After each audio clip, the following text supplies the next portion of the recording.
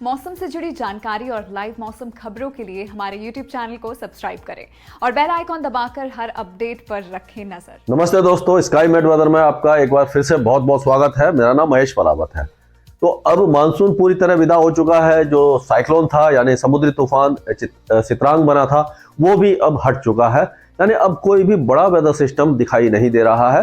केवल एक cyclonic circulation है जो दक्षिण पश्चिम बंगाल की खाड़ी में, या आप बादल देख सकते हैं जो तमिलनाडु के ऊपर, चेन्नई वगैरह के ऊपर दिखाई दे रहे हैं। और एक ट्रफ रेखा है जो यहाँ से लेकर के ये अरब सागर तक जा रही है। अरब सागर के भी दक्षिण भाग में एक साइक्लोनिक सर्कुलेशन बना हुआ है।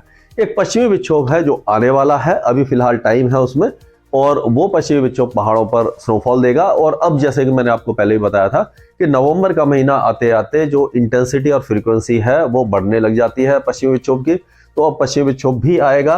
और अब अगर देखा जाए तो वेदर सिस्टम क्या बने हुए हैं, तो ये अभी वेस्टर्न डिस्टर्बेंस आप कह सकते हैं कि इस जगह पर है, इस जगह पर WD बना हुआ है, और यहाँ पर ये आगे बढ़ेगा इस तरह से, यहाँ पर आएगा, यानी कि पश्चिमी हिमालय क्षेत्रों पर जब आ जाएगा तो ये 31 तारीख रात को यहाँ पहुंचेगा और रेन और स्नोफॉल देना शुरू करेगा। गिलगित बाल्टिस्तान, मुजफ्फराबाद, लद्दाख, हिमाचल, जम्मू कश्मीर और उत्तराखंड की ऊंची पहाड़ियों पर चुटपुट स्नोफॉल हो सकता है।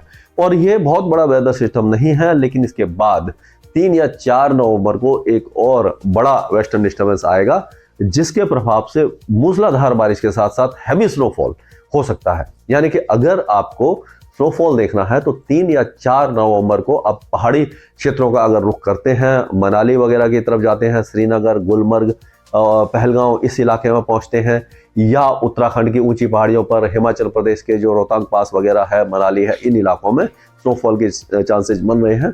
शिमला के भी कुछ इलाकों में, शिमला के आसपास के इलाकों में भी जो बर्फबारी है वो हो सकती है, वो 3 से 4 या 5 के बीच में होगी, और वो वेस्टर्न डिस्टर्बेंस स्ट्रॉन्ग होगा। और ये जो बारिश वगैरह होती है, स्नोफॉल होती है, तो कभी कभी क्या होता है कि जो रास्ते हैं वो अवरुद्ध हो जाते हैं, क्योंकि जब स्नोफॉल होता है तो गाड़ियां वगैरह रुक जाती हैं, जाम वगैरह लग जाता है। तो ये सारा आप देख टाक करके ही वहां पर जाए। तो अब यानी कि एक के बाद एक वेस्टर्न डिस्टर्बेंस आने लगेंगे, लेकिन जो अगला वेस्टर्न डिस्टर्बेंस आएगा उसका प्रभाव पंजाब, हरियाणा और उत्तर पश्चिमी उत्तर प्रदेश में भी बारिश के रूप में देखा जा सकता है। दिल्ली NCR में बारिश की संभावना उस समय कम है, लेकिन उसके ऊपर हम नजर रखे हुए आपको बताते रहेंगे। अभी फिलहाल अगले 2-3 दिनों की बात करें तो पंजाब, हरियाणा, दिल्ली, राजस्थान, उत्तर प्रदेश, ये सारे इलाके शुष्क बने रहेंगे, किसी भी तरह की वेदर एक्टिविटी नहीं होगी। और जो हवाएं हैं वो आप देखिए ये चल रही है, यानी इस तरह से ये उत्तर पश्चिमी हवाएं यहाँ तक आ रही हैं ये पूरे इलाके में, और यहाँ पर ये जो हवाएं हैं ये आप कह सकते हैं कि यहाँ तक पेनिट्रेट हो रही है।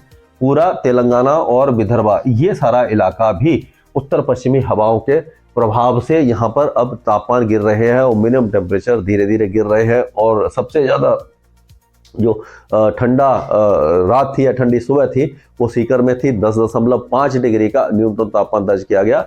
और दिल्ली NCR में भी हम देख रहे हैं कि 15 से नीचे कई दिनों से तापमान चल रहे हैं, और अभी भी कई इलाकों में हमें लग रहा है कि 13 से 14 और 14 से 15 के बीच में पंजाब, हरियाणा, दिल्ली और राजस्थान के कई इलाकों में तापमान रह सकते हैं।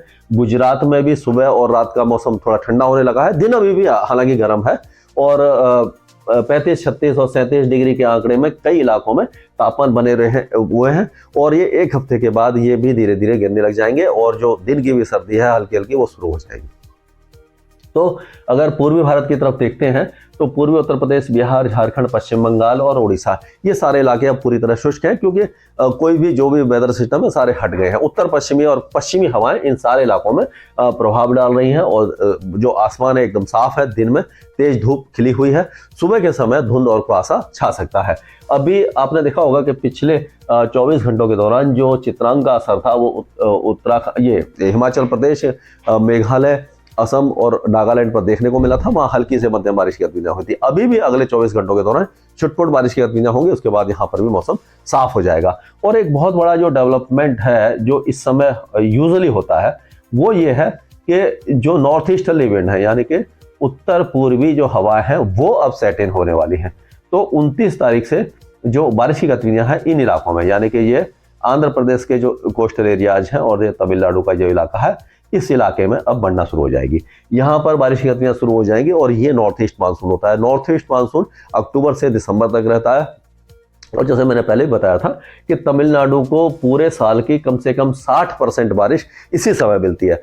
इसमें क्या होता है कि हवाएं रिवर्स होती है, यानी कि यहाँ से इस तरह से घूम के आती हैं, यानी दक्षिण पश्चिमी मानसून या जो साउथ वेस्ट मानसून जो मेन मानसून है पूरे भारत को जो प्रभावित करता है 1 जून से 30 सितंबर तक, वो यहाँ से हवाएं इस तरह से घूम के जाती हैं और पूरे भारत को बारिश देती हैं। अब जब ये वापस होता है यानी कि लौटता है मानसून, जिसको मिनी मानसून या नॉर्थ ईस्ट मानसून कहते हैं, तो यहाँ से बंगाल की खाड़ी से नमी लेकर के यहाँ पर ये बारिश देती है। तो लेकिन तमिलनाडु रेन शेडो एरिया कहलाता है कि जो बीच में ये पहाड़ है यानी कि नीलगिरी हिल्स वगैरह है जो केरल तमिलनाडु के बीच में है। जब साउथ वेस्ट मानसून आता है तो जो हवाएं हैं वो नमी पूरी इधर ही छोड़ देती है, यानी कि पहाड़ से टकरा करके केरल और जो नीलगिरी हिल्स है यहाँ बारिश होती है और जो तमिलनाडु की तरफ सूखी हवाएं आती हैं, इसीलिए बारिश कम होती है। और अब क्या है कि ये नॉर्थ ईस्ट मानसून सेट हो जाएगा।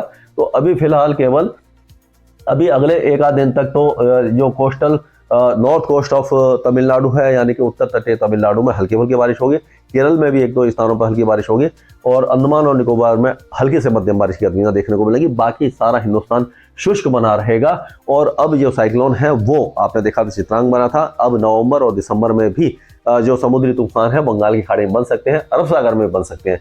जब बंगाल की खाड़ी में जो तूफान बनते हैं उनका क्या होता है कि वो इस तरह से रिकर्व करते हैं, कभी कभी उड़ीसा आंध्र प्रदेश पर जाते हैं, कभी बांग्लादेश और वेस्ट बंगाल पे, और कभी ज़्यादा रिकर्व होकर म्यांमार की तरफ जाते हैं। यानी ये टेंडेंसी होती है, ये रिज के साथ साथ इस तरह से मुड़ जाते हैं। और जैसे जैसे हम दिसंबर में पहुंचेंगे तो जो तूफान बनेंगे वो दक्षिण में बनेंगे और उनका रुख तमिलनाडु और आंध्र प्रदेश की तरफ दिखाई देगा। और अरब सागर में जो तूफान बनते हैं वो ज़्यादातर यमन और ओमान की तरफ जाते हैं, कभी कभी वो रिकर्व करके, यानी ये इनका डायरेक्शन रहता है, इस तरह से जाते हैं और कभी कभी ये रिकर्व करते हैं और यहाँ से आते आते ये गुजरात की तरफ या पाकिस्तान की तरफ या फिर ये महाराष्ट्र की तरफ आ जाते हैं। तो ये देखने की बात है कि अब ये आगे कब तूफान बनेगा और जो भी अपडेट होगा तूफान बनने का या स्नोफॉल का या नॉर्थ ईस्ट मानसून का, मैं आपको लगातार अपडेट देता रहूंगा। स्काई मैट वेदर में अभी के लिए इतना ही।